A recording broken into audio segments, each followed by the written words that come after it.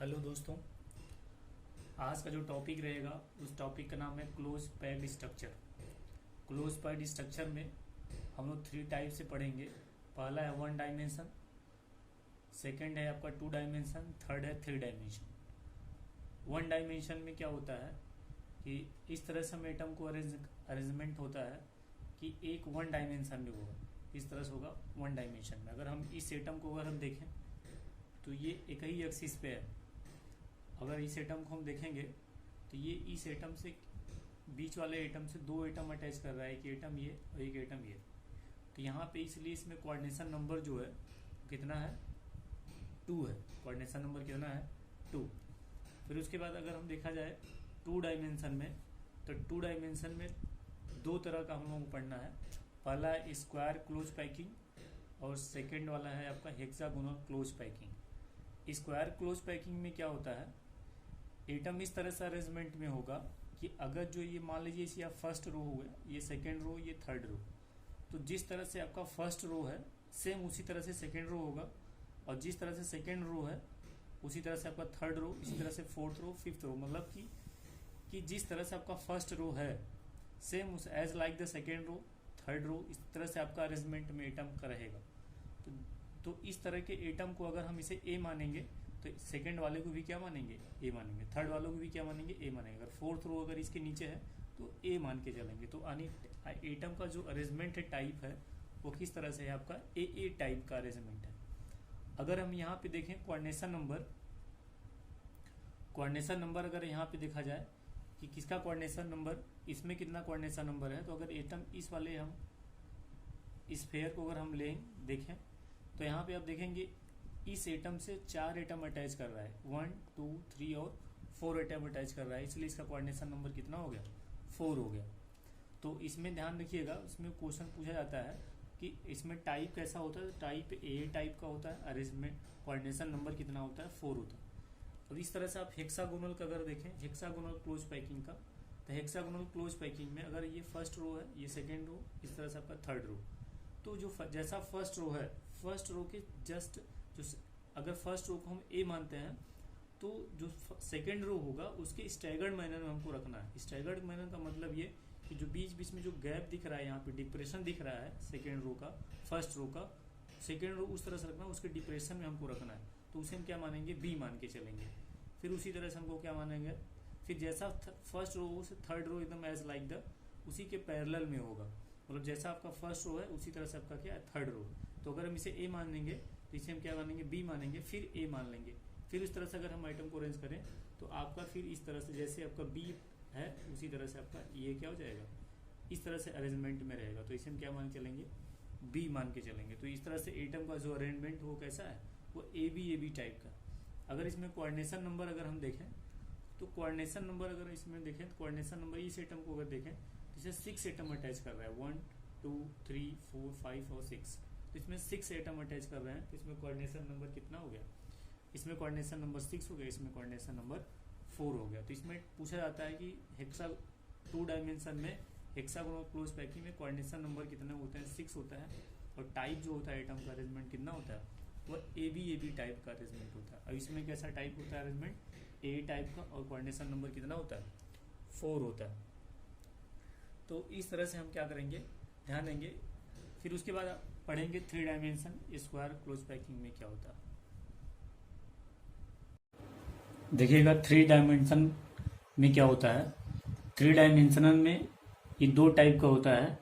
पहला होता है three dimensional close packing from two dimensional square close pack layer, और सेकेंड होता है three dimensional close packing from two dimensional hexagonal close pack layer.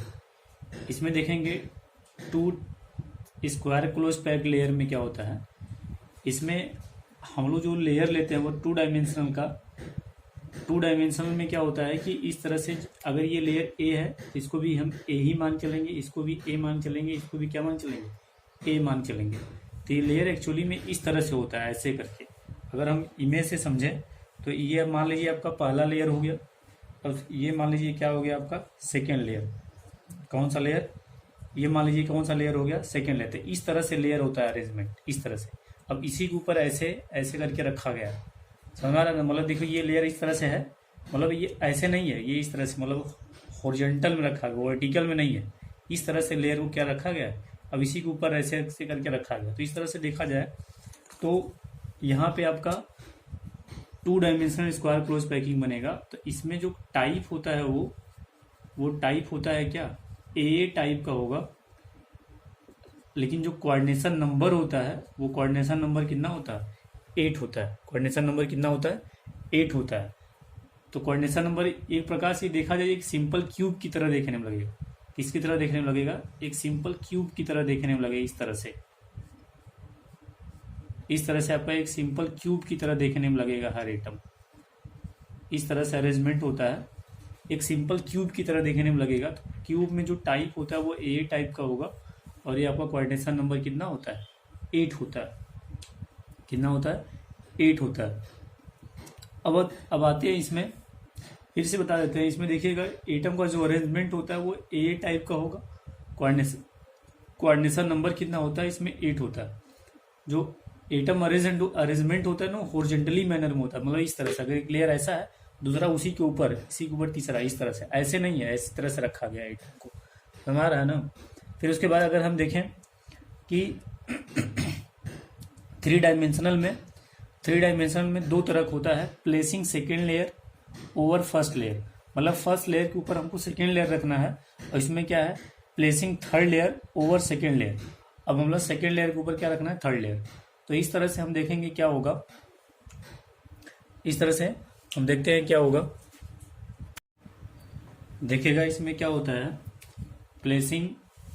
Placing second layer over the first layer. अब हम ये मान लीजिए कि आपका फर्स्ट लेयर है, अब इसी के ऊपर हमको क्या रखना है, सेकेंड लेयर रखना है। सेकेंड लेयर इस तरह से रखना है, जो ये डिप्रेशन दिख रहा है ना। तो देखेंगे अगर यहाँ पे, अगर हम इस इमेज को अगर देखें, इस तीनों स्फेयर को अगर ले, तो देखो ऐसे दिखेगा, इस तरह से, इस तरह से दिखेगा। तो इस जो वाइड दिख रहा है ना, जो इम्पटी स्पेस होता है, इसी को हम लोग क्या बोलते हैं, वाइड। ये 3 स्फेयर के बीच में है स्पेस, तो इसलिए इसका नाम क्या है, ट्राइगोनल वाइड। इसे क्या बोलेंगे, ट्राइगोनल वाइड। अगर हम 3D इमेज से अगर देखें, तो 3D इमेज से अगर देखेंगे तो इस तरह से दिखेगा, ये दिख रहा है ना। तो ये जो स्पेस खाली है, ये वाला जो स्पेस है, इम्पटी स्पेस देख रहा है ना, ये इम्पटी स्पेस जो है उसे हम लोग क्या बोलेंगे, ट्राइगोनल वाइड। इसमें हल्का सा वाइट दिख रहा है, उसे बोलेंगे ट्राइगोनल वाइड। मतलब इस तरह से एटम का अरेंजमेंट है। इससे इस तरह से हटा देंगे तो इस तरह से एटम का अरेंजमेंट है, इसे हम लोग क्या बोलेंगे, ट्राइगोनल वाइड बोलेंगे। तो 3 स्पेयर के बीच में जो स्पेस खाली होता है उसे हम लोग क्या बोलेंगे, ट्राइगोनल वाइड। अब इस ट्राइगोनल वाइड का कोऑर्डिनेशन नंबर अगर देखा जाए, तो इसमें कोऑर्डिनेशन नंबर कितना होता है, कोऑर्डिनेशन नंबर 3 होता है। कितना होता है, कोऑर्डिनेशन नंबर 3 होता है। तो इतना याद रखिएगा, ये अभी फर्स्ट लेयर है। फर्स्ट लेयर में जो वाइड तैयार होता है वो होता है आपका ट्राइगोनल वाइड। उस ट्राइगोनल वाइड का कोऑर्डिनेशन नंबर जो होता है वो 3 होता है। अब इसी के ऊपर हमको क्या, ट्राइगोनल वाइड को हमको पैक करके चलना है।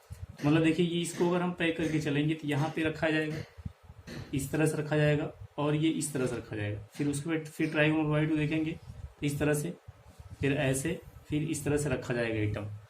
तो इसमें आप अगर देखेंगे तो देखिए ये स्पेस खाली होगा, ये वाला स्पेस। मतलब अगर ट्राइगोनल वाइड, ये ट्राइगोनल वाइड हो गया, ये क्या हो गया, ट्राइगोनल वाइड। अब इस ट्राइगोनल वाइड के ऊपर हमको क्या रखना है, इस तरह से बॉल को रखना है, सेकेंड लेयर। किससे रखना है, सेकेंड लेयर। तो आप ये देख रहे हैं कि ये आपका फर्स्ट लेयर हो गया, ये क्या है, फर्स्ट लेयर। और इसी के ऊपर हमको क्या रखना है, एटम को रखना है। तो इसी के ऊपर स्पेस रखा गया। देखिए तो ये स्पेस, अब कितने एटम हो गए, 4 एटम हो गए। तो ये स्पेस जो खाली होगा, तो अगर मतलब अगर हम देखें, अगर इस इतने इमेज को हम बाहर निकाल के देखें तो देखो ऐसे दिखेगा, इस तरह से ऐसे है। अब फिर इसी के ऊपर हम एटम को रख दिए, मतलब कि ये आपका ट्राइगोनल वाइड हो गया। अब इसी के ऊपर हम ऐसे करके रखा गया, इस तरह से। तो ऐसे करके रखा गया, इस तरह से ना। तो इसमें आप देख रहे हैं, इसमें कितने, इसे जो वाइड तैयार होगा, 4 एटम के बीच में जो स्पेस खाली होता है, मतलब ये देख रहा है ना स्पेस। अब इसी एटम के हमको बीचों बीच क्या करना है, रखना है। तो अगर हम देखेंगे तो इसमें जो वाइड तैयार होगा, तो इस वाइड को, ये वाला जो वाइड होता है, इस वाइड को हम लोग बोलते हैं टेट्राहेड्रल वाइड। क्या बोलते हैं, टेट्राहेड्रल वाइड। टेट्राहेड्रल वाइड बोलते हैं। अब इसमें टेट्राहेड्रल वाइड का कोऑर्डिनेशन नंबर अगर हम चेक करें तो कोऑर्डिनेशन नंबर कितने होते हैं? 4। कैसे 4 होंगे? देखिए ये 3 एटम ये हो गया, अब ये किसी के ऊपर रखा गया, तो कितने एटम टोटल हो गए? 4 एटम हो गए। तो ये जो 4 एटम टोटल हो गए, मतलब ये एटम अब इसमें इस तरह से आपको वाइड हो गए थे, टेट्राहेड्रल वाइड तरह से टेट्राहेड्रल शेप बनेगा, इसलिए इसे हम लोग क्या बोल दिए? टेट्राहेड्रल वाइड बोल दिए। तो इसमें कोऑर्डिनेशन नंबर कितने होता है? 4 कोऑर्डिनेशन नंबर होता है। अब यहाँ पे देखेंगे एक और वाइड होता है, उस वाइड का नाम होता है ऑक्टाहेड्रल वाइड। तो ऑक्टाहेड्रल वाइड एक्चुअली होता कैसे है? इस तरह से, ऐसे है और ये एटम ऐसे है। तो इसमें देखेंगे तो ये इस तरह से अरेंजमेंट में होता है, ऐसे करके, ऐसे करके। तो जो ये स्पेस खाली होता है, इस स्पेस को हम क्या बोलते हैं? ऑक्टाहेड्रल वाइड बोलते हैं ना। इस क्या बोलेंगे इसे? Octahedral wide. अब इसमें कोऑर्डिनेशन नंबर कितना होता है? 6 होता है। कितना होता है? 6। अगर हम यहाँ पे देखें किस तरह से रहेगा ऑक्टाहेड्रल वाइड, इमेज के हिसाब से समझेंगे तो समझ में आ जाएगा। तो देखिए ये क्या है आपका? Trigonal wide.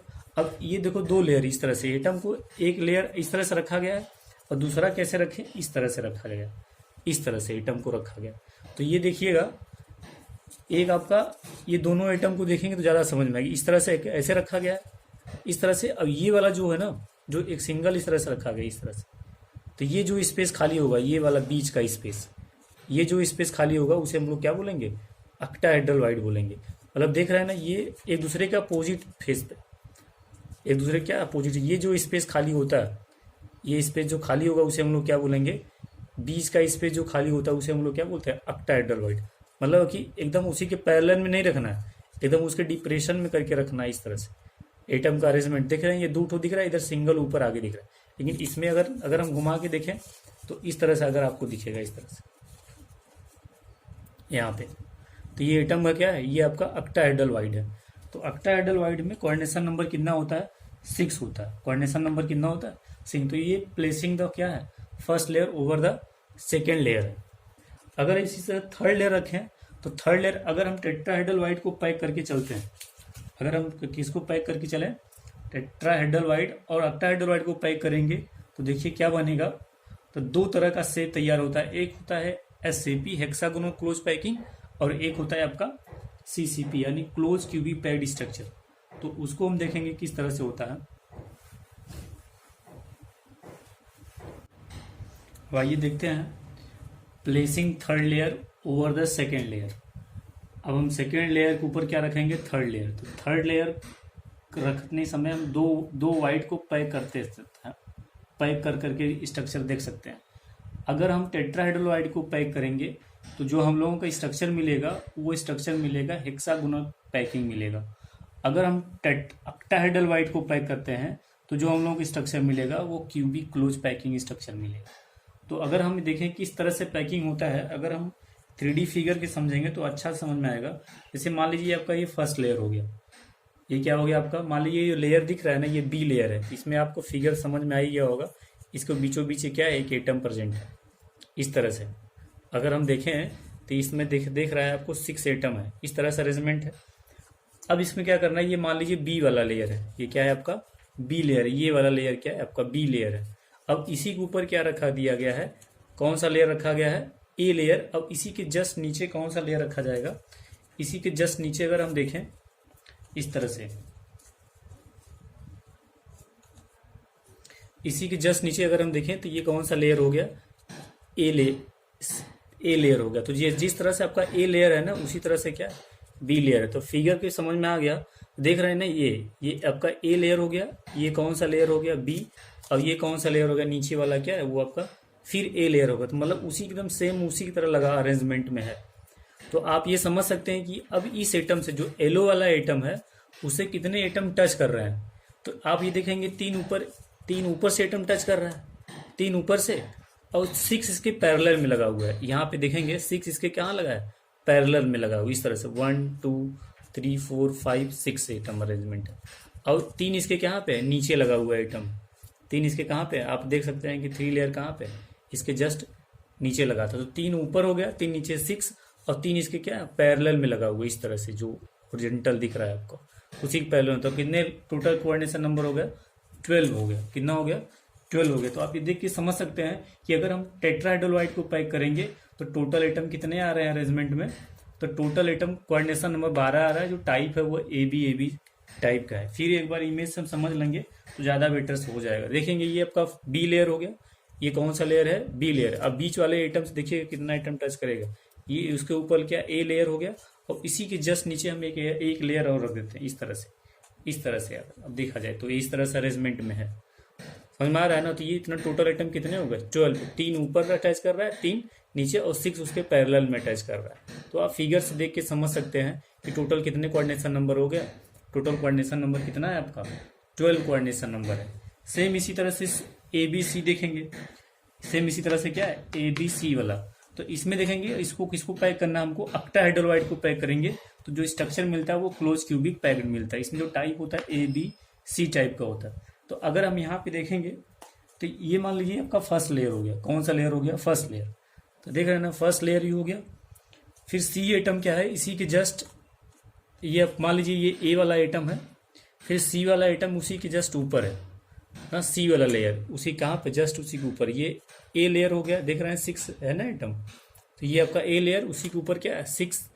फिर उसी के जस्ट अपोजिट डायरेक्शन में देख रहे हैं ये 1 जो एटम है वो आपके डायरेक्शन में, ये उसके जस्ट अपोजिट डायरेक्शन में रहेगा इस तरह से, जस्ट आपके अपोजिट डायरेक्शन में। तो आपको इमेज से समझ में आ रहा होगा कि ये आपका कौन सा लेयर हो गया, ये सी लेयर है। ये आपका ए लेयर, इसे हम सी मान लेते हैं। फिर उसके बाद क्या देखो, ये जो 1 एटम आपके सामने है, लेकिन ये वाला देखो एटम आपके सामने नहीं रहेगा, ये 2 लेयर, ये 2 एटम आपके सामने दिख रहा है। तो इस तरह से तो इसे मान लो, अगर मान लेते हैं अगर इसे, तो ये आपका कौन सा एटम, ये सी, ये इस तरह से आपका अरेंजमेंट में डिफरेंट टाइप का अरेंजमेंट में रहेगा। तो मतलब सभी अरेंजमेंट डिफरेंट है, इसलिए ए बी सी बोला गया।